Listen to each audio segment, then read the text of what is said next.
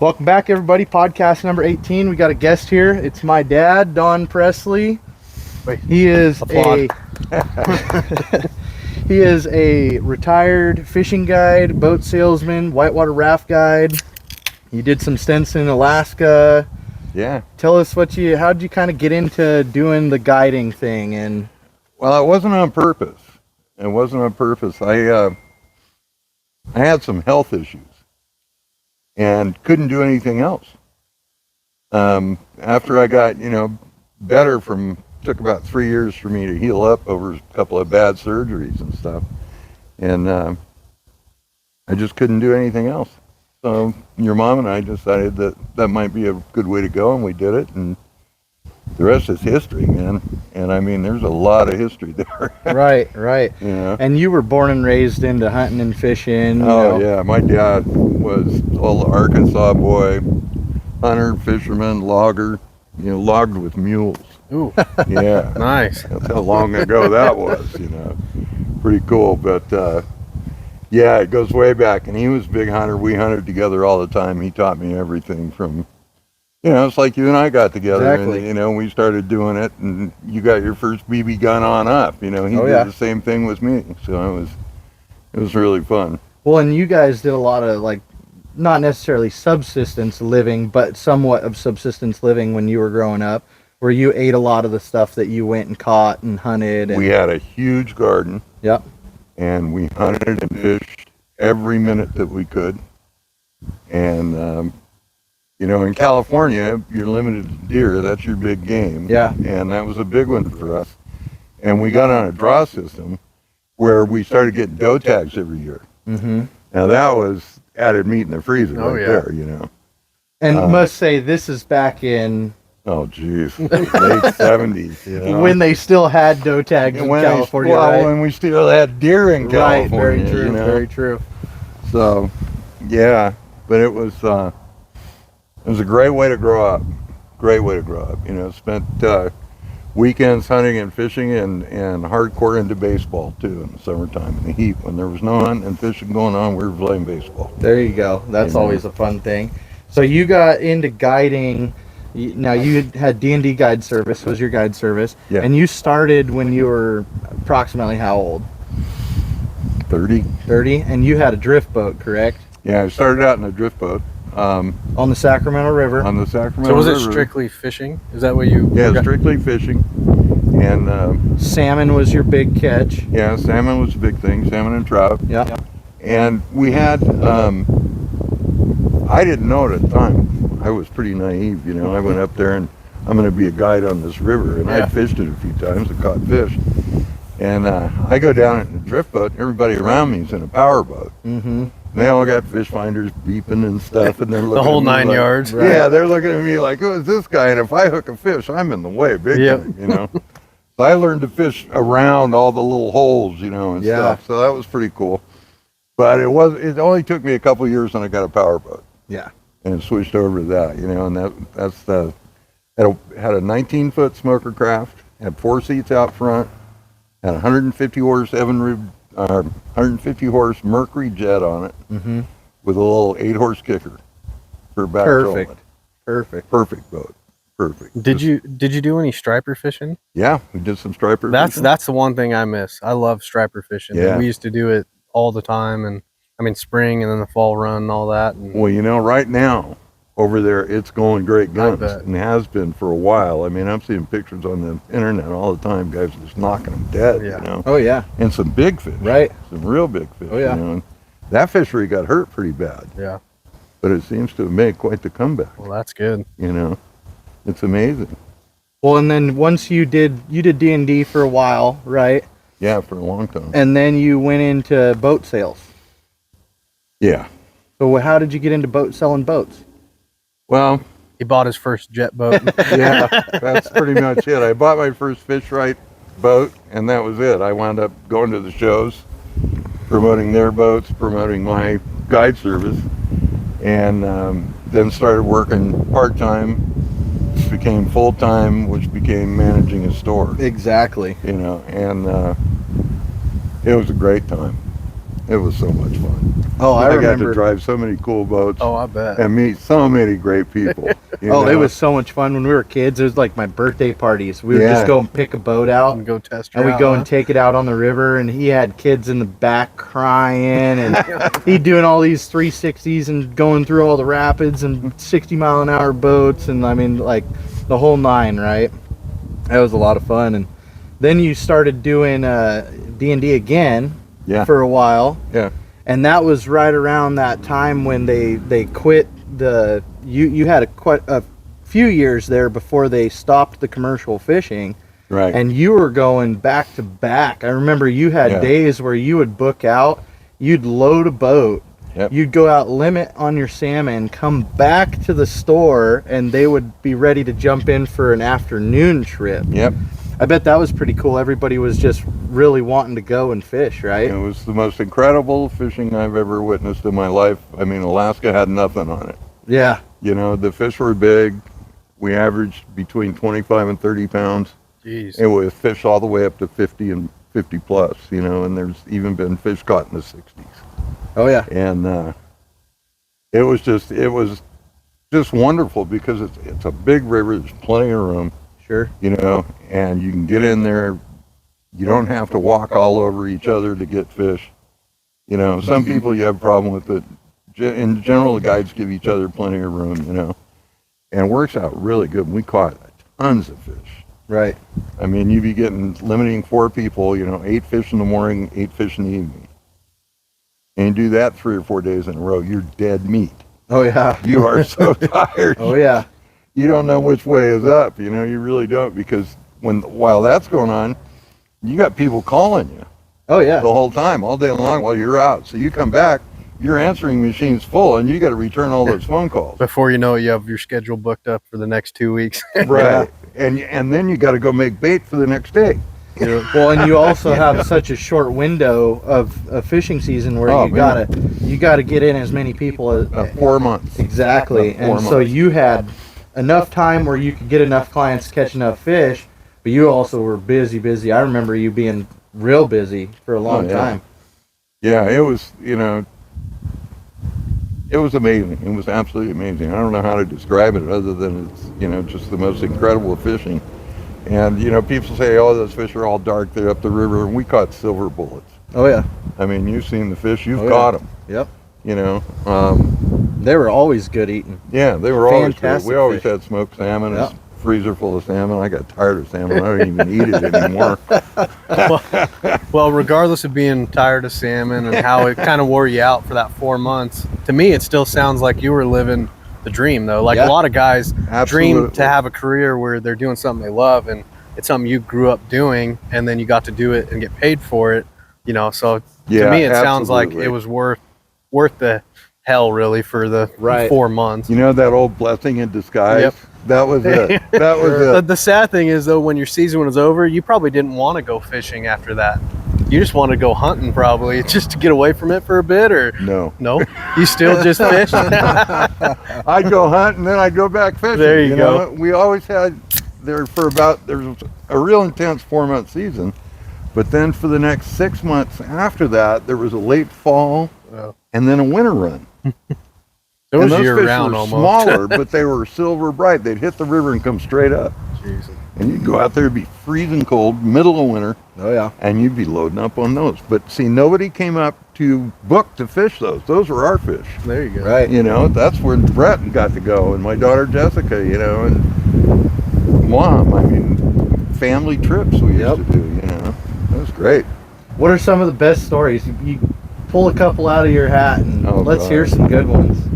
Boy, there's some crazy ones, I'll tell you. I had a guy one day, we were bouncing row. Okay, I taught him how to bounce row. You know, you lift the weight off the bottom, set it back down, and the whole idea is you're bouncing it down with the current. Boat's going just a little slower than the current. And so he's back there and he's going like this, and I'm telling him, if you feel anything different, set the hook, right? Okay. So all of a sudden he slams back and the rod just goes and just sits there.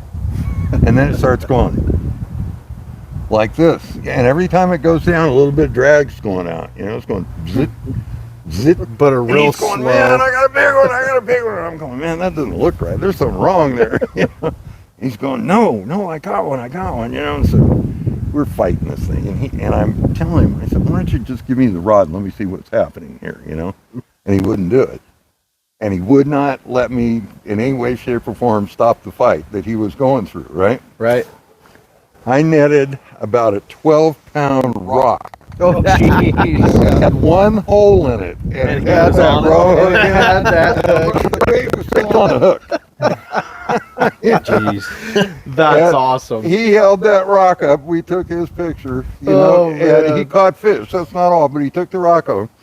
Came That's back funny. a couple years later, and that rock was his prized possession in his garden. You know, so Biggest thing you ever caught fishing, huh? Right. yeah, that was great. It was great. Good old rockfish. Yeah, and I just knew something was going on, you know. But you cater to your customers too. You know, once Oh, they yeah. get on the boat, I mean, you're the boss, but at the same time, you're going to do what they want to do. Yeah. You know, if it's at all possible. They're paying you, so you might Yeah, as they're well. paying you, so you want to give them what they want. You know, now one thing I didn't like about it was you'd get people that thought they owned you. Sure. You know, bait my hook, do this, do that. You know, and we're not pleasant, not friendly, and that made for a long day. I bet. You know, it made for a long day, and those are days that stick in your mind Oh, yeah. because the average every day was a lot of fun. Great group of guys, Yeah. have a good time. Guys bring their wives, and their wives have never fished before, catching big fish. You know, great stuff. Great stuff. Great stuff. See, honey, this is why I go fishing all the Yeah, time. that's you know? exactly what they tell him. You know, this is why. And she, okay, I'll go with you, and he'd be going, oh man, It's not always this good, you know. Yeah, This is a unicorn right here. Right. Really? So That's true.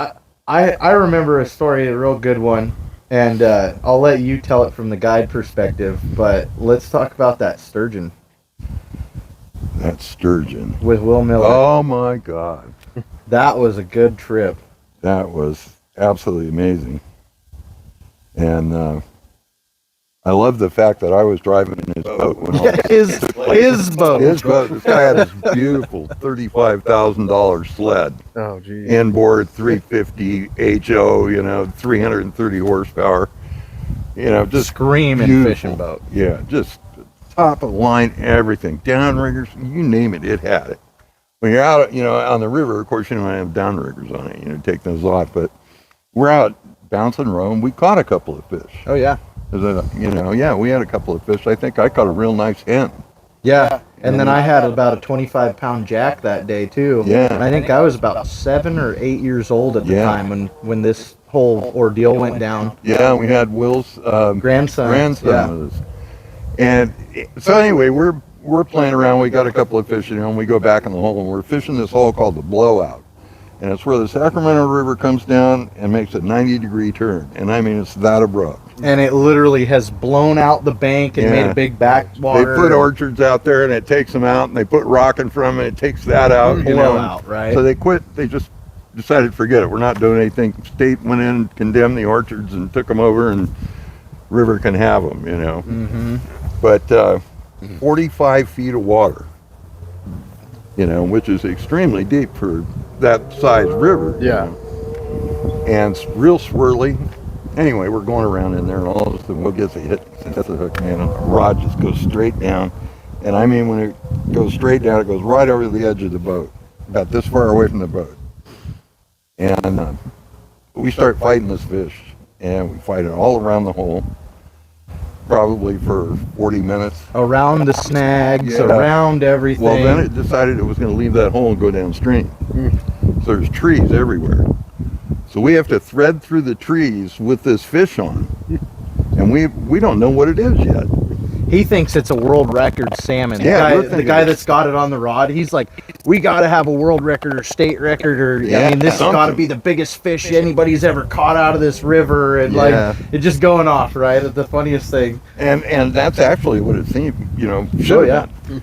But we got into shallow water, and we got to where we could see the fish, and it was a sturgeon. And it turned out to be 6 feet 2 inches long. Now that's a big damn fish. Yeah. We fought that fish a mile and a half And an hour and a half. and an hour and a half. downriver, going through snags and through holes and all this stuff. And I'm driving and he's fighting the fish, and we get it to the boat and it'd take off, And we finally got it up to the side of the boat. I tied it off. We went over to the bank, took photos of it, and then revived it and let it go, And 2 times in my life have I had the pleasure, as I like to say, of holding a sturgeon on a release, because they're so big. Yeah. You're really cradling them, And this fish, both fish that I did that with, you push them out, they back into your hands, like they liked it. Or something. It's really bizarre, but both fish did that. And it was, you'd have to push them 4 or 5 times until finally they go, Yeah. But, that was hilarious. That was a great one. And just to release a fish like that is awesome. Well, and so when we got that fish up to the boat and realized what it was, Dad went and grabbed an anchor line and tied a loop in it, like a slip knot. And he's like, well, we can't, don't have a net big enough, right? So what are you going to do? You're going to lasso the tail. And right when he got to the boat and against, he took and threw that loop and pulled it tight, and the fish went to take off. And he pulled the anchor line back, and he had just enough slack on his head. He pulled, and he broke that rod and blew the reel up the minute that we got that anchor line around his tail. So it was like he had fought this fish for a mile and a half, an hour and a half long, right? And then right at the end of the fight, that rod was tired, and it just was done. It just shattered. There was no snap. It just shattered. And the reel, both side plates were bent.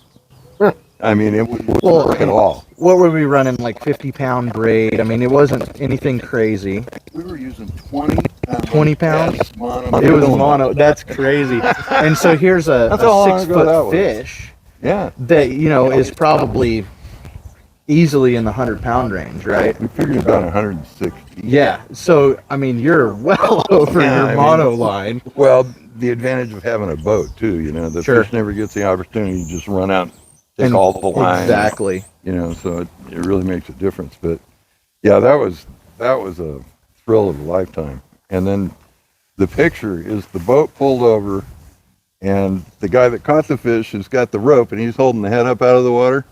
And these 2 guys are at the back, and they got the tail up out of the water, and you can see the fish, next to the boat like this. Cool. I took pictures. You might have to get a picture of that and put it on here. I was so thinking people can see it. I'll put a couple of pictures in the podcast of that, and Yeah, there you go. maybe a couple of the fish that we caught that day too. Yeah, that'd be great. But those that were was fun times, That man. was a lot of fun.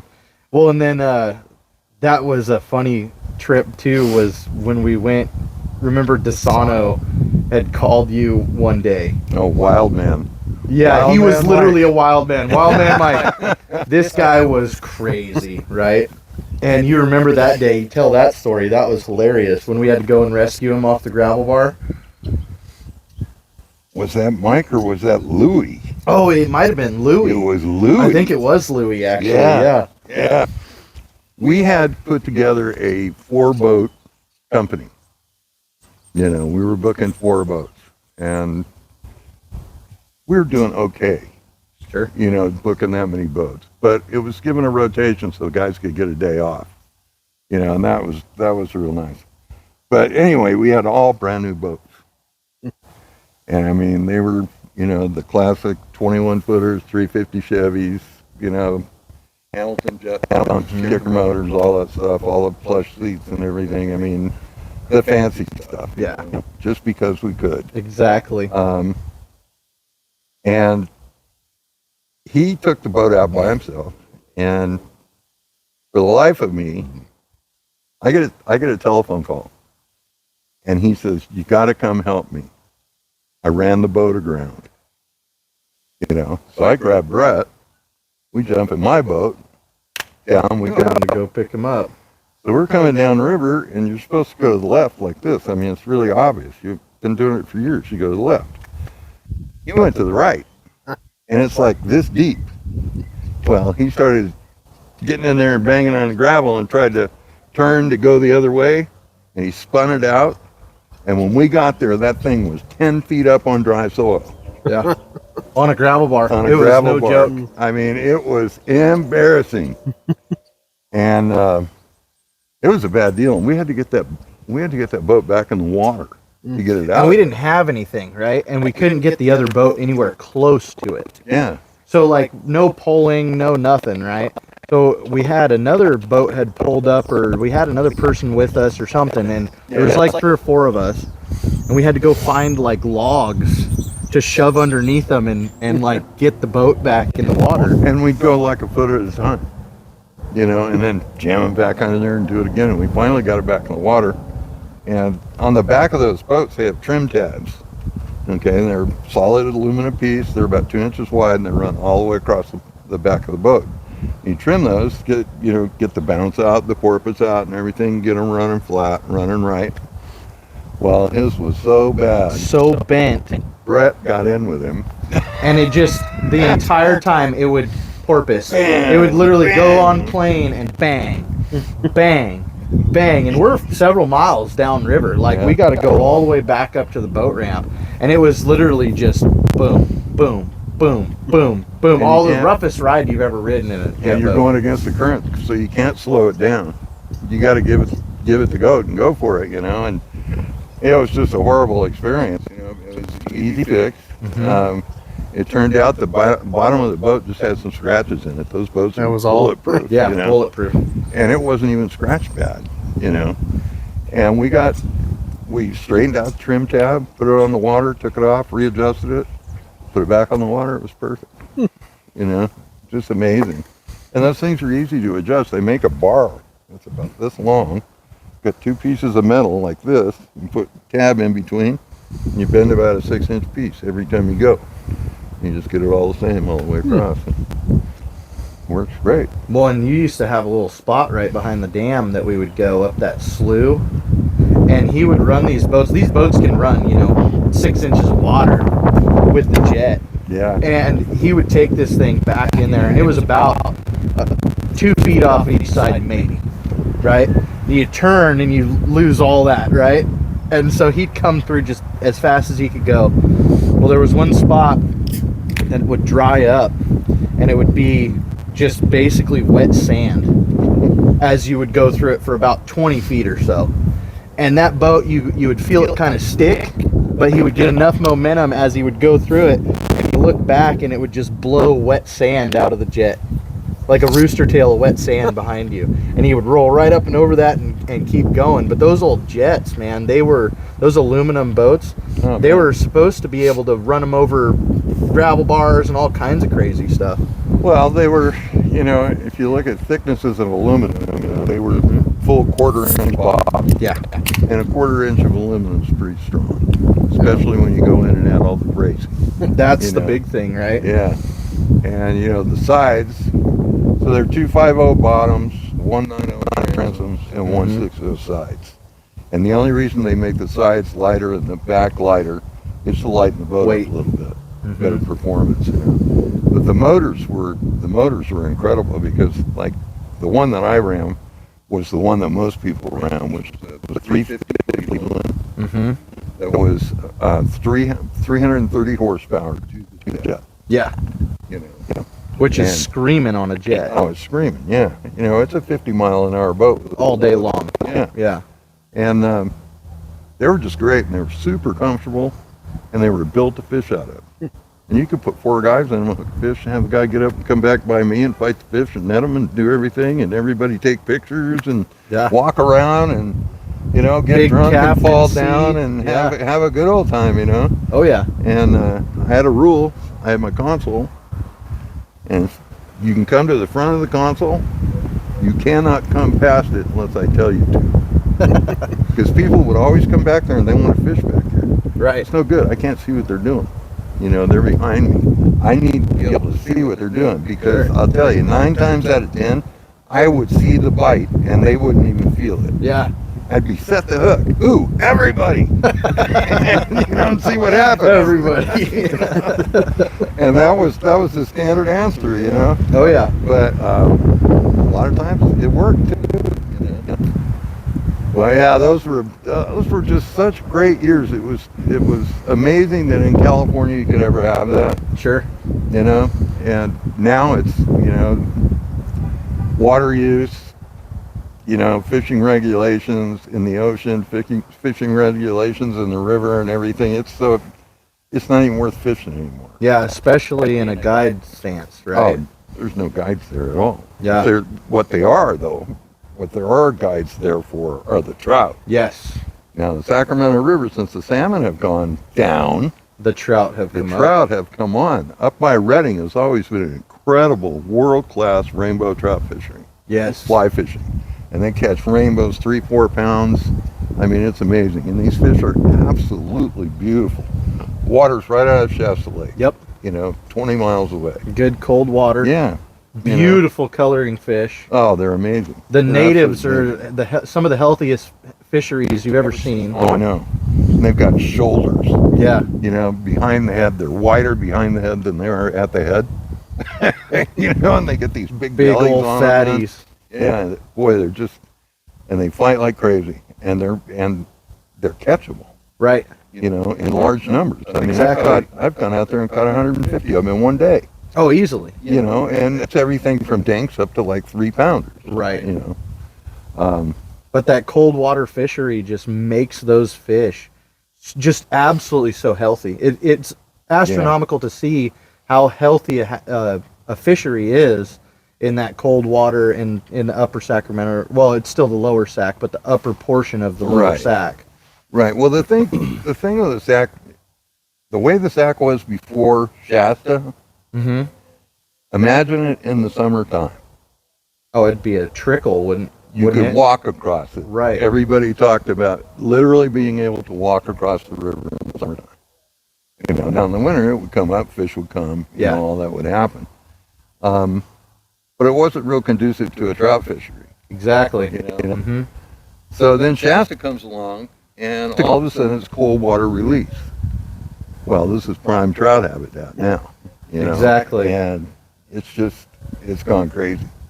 And that was back when did they build the dam? In like early 1900s. Yeah, It was prior to the 20s, right? yeah, something like that. I don't even remember. And it's a 413 foot to the spillway at the base. Yeah. And so you could only imagine what cold water would come out of that. And generally, when you're talking it's 100 degrees down there in the summertime, it's sitting under 50. Yeah, it'll be 110 degrees ambient temperature, and it will be 48 to 50 degrees on the river, because we're running at like 3,000 to 4,000 cubic feet per second all the time.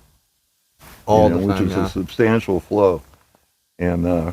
it's just What is it? 449 gallons per minute. So do It's the a math lot. on that. There's a Yeah. lot. yeah, it's a lot of water coming down. You know, a lot of it winds up going into ag and stuff. You know, but that's all part of it. All part of everything, right? Yeah, it's all part of it. Just you can't get mad at that. You can't do anything except enjoy what's there. Exactly. You know, and be damn glad you had it. You know. Sure. Growing up on it, it was amazing. Oh, I know. I mean, I remember this guy when he was 4 years old. You got your first salmon. Yeah, and it was 28 28 pounds.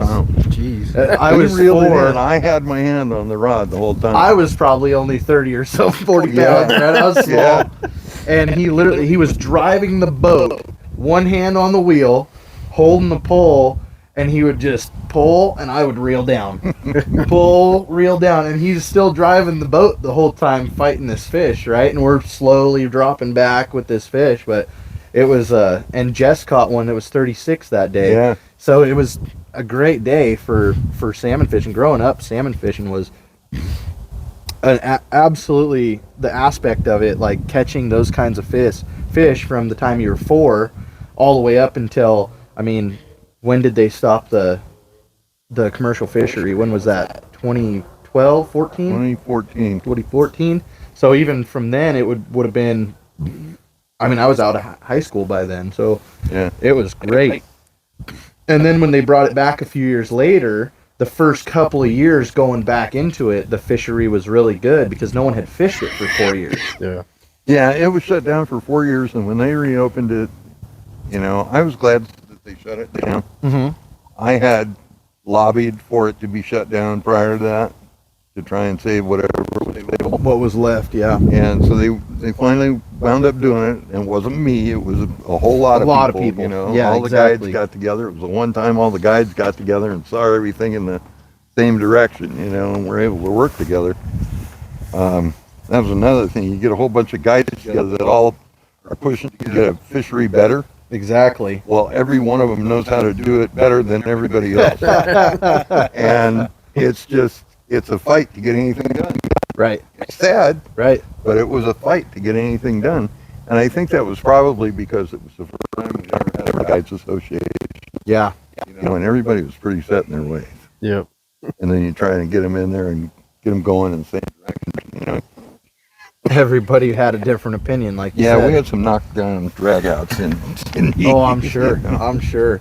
But that's all part of it, right? When you have something as crucial as a salmon run or a salmon population and stuff like that, where you have to bring something together to kind of save it, you know, it's always going to be like a heartfelt thing, or Well, somebody's it's the going to one have an thing they were all opinion. like-minded on. Like, Sure, Yeah. sure, you know, exactly. we all have Yeah. the same outcome in this, so we might as well stand together at it. Yeah, Yeah, if you want to keep this as your occupation, we're going to have to lose Basically, it for a if you wanna- couple years, you know? yeah, if you want to keep making your payments and feeding your families, you're not going to be able to do it for a couple of years, so you better put your money Yeah. away. If you want to Yeah. get away You from know. your wife for a few days out of the week, you know, you know. we better figure this out. Exactly. You know, so, yeah,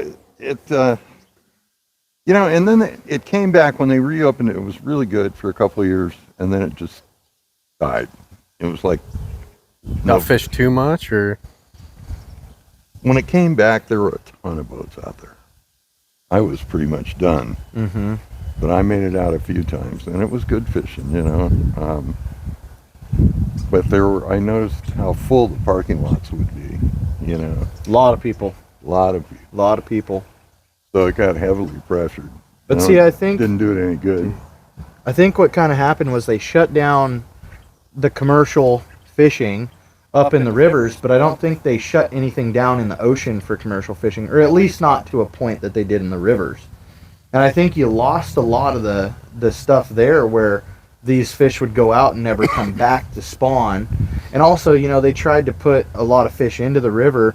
Well, when you transplant fish, as you know, as anybody knows, fish go back to the same place that they were born.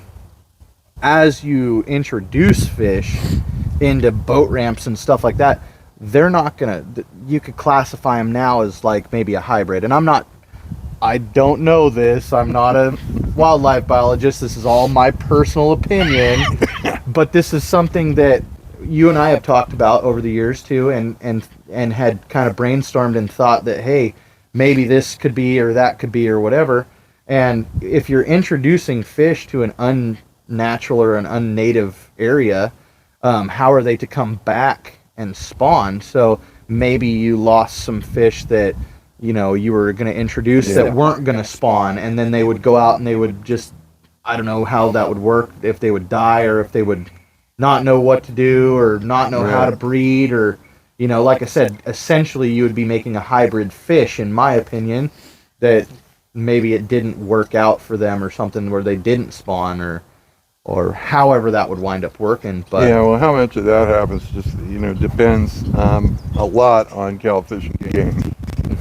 Where they release, and, you know, everything they use those fish is the feds and the state working together. sure. You know, it's national marine fisheries, Yep. all the way down to California Fish and Game, with multiple levels of bureaucracy in there. Absolutely. So getting all of those people to agree on anything is virtually impossible.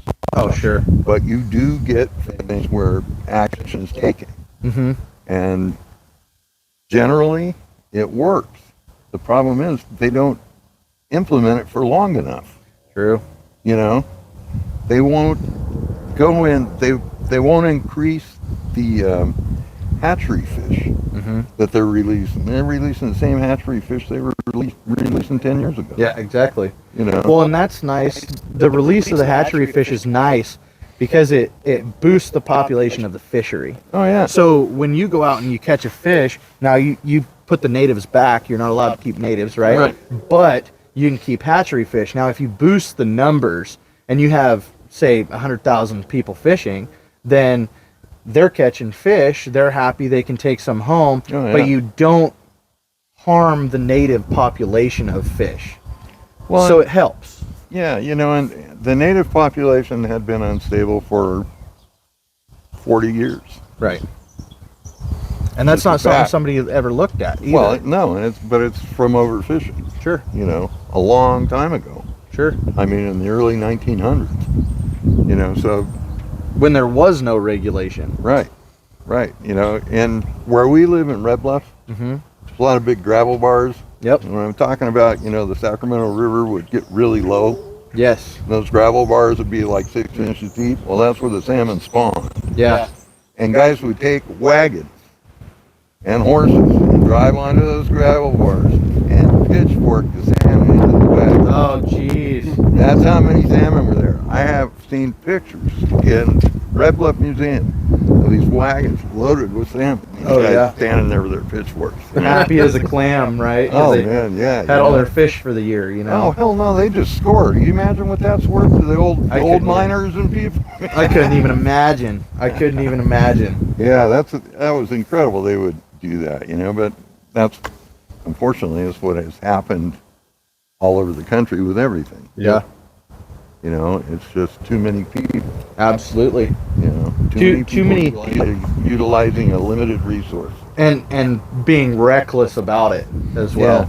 And I'll say for my part, I contributed to it by guiding. Sure. I mean, because I'm out there doing it, man. I'm out there catching fish every day and pumping people through their, you know, like the school bus ride, you know, and it's what I did to make money. I was able to stay home and raise you guys in the wintertime, take care of the house and stuff, be a stay-at-home dad. Yep.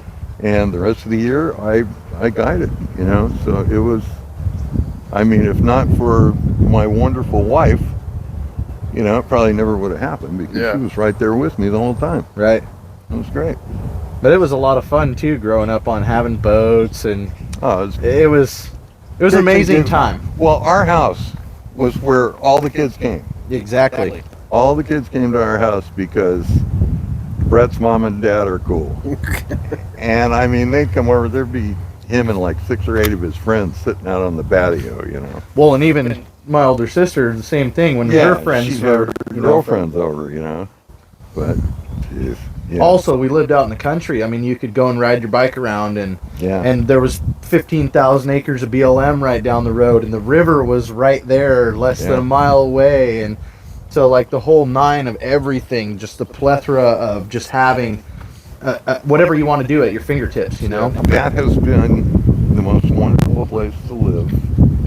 We have lived there for 42 years Yeah. this year. Yeah. But it is 3 miles away. There's 16,000 acres of BLM that has a paved road that runs into a part of it where you can go in by these ponds and check out Flood the ducks irrigated and geese ponds. and, you know, look at all this stuff. And tons of wildflowers, just absolutely beautiful place, you know. And then the river from our house, I would load my stuff in the back of my truck, fire my truck, and drive 1.5 miles and back into the water. Yeah, you can't beat that. 5 Yeah, minutes, I mean, right? it was perfect. It was perfect, you know. We were always the first ones at the boat ramp, right? I Like, can imagine. Yeah, it was easy to do, man. It was easy to do. yeah, it was a lot of fun. I remember when I was getting older. I think I was about 17, and it was right around that time when before the fishery had stopped that you had taken a few of my buddies out on the river, and it was deer season. Oh yeah. And I dropped him off with the boat at the one boat ramp, and then I ran up to the other end of the river, and I jumped out and I went deer hunting, and I wound up killing my buck about 8:30 in the morning. I called him at 9, and he said, "I'll run up river and meet you up there. It'll only be like 15-minute, run up the river. I'll meet you up there. We're limited out anyway on salmon." And so you had, 2 or 3 guys with you Yeah, 3 guys. and him, and they had limited out on salmon, 2 apiece, and then I had killed my deer by 9 o'clock in the morning. You know, at 10 o'clock we're back skinning a buck and cleaning fish, right? And these guys thought that was the coolest thing they had ever Oh. experienced. How could complain, right? They were Like, right out of San Francisco. I mean, they were just going, man, we got all these salmon, and then Yeah. your son kills a buck. How can it get any better? And I'm just sitting there thinking, just make that tip work. yeah, exactly. Oh, man. But I mean, things like that you can't, you know, like back when California was really a good place to be, you know. Well, And it still is. I mean, it just the politics of things and the crap that have come in now. the BS that goes on, and it's gotten, you know, it's gotten expensive beyond belief. Actually, right now, houses here in Twin Falls are more expensive than they are in Red Bluff. A lot of people are moving up You here. know, yeah. A lot of people are moving up Because here. we've seriously been looking for Sure. a couple of years, and we can't touch it. Yeah, Even with selling our place and what we would make on it. right. You know, it's too expensive. But so it's a good place to stay if we have to stay somewhere. Yeah. Good thing I got a spare room for you. While Yeah, you're up, really, right? really. But yeah, I think we'll wrap it up on that note. I think it's been a good little podcast, and All right, cool. I I enjoyed think it, we'll guys. go from there. But Thanks. love you, Daddy-O. Love you too, bud. I can't reach you. But anyway, guys, like, share, subscribe, stay on the channel. Be coming up. We'll do another podcast soon, and maybe we'll get some giveaways going on. What do you think, Oz? Yeah, whatever you want to do. All right, We'll let's figure do it. something out. Yeah. Thank you, Daddy-O. All right, man. Thank you.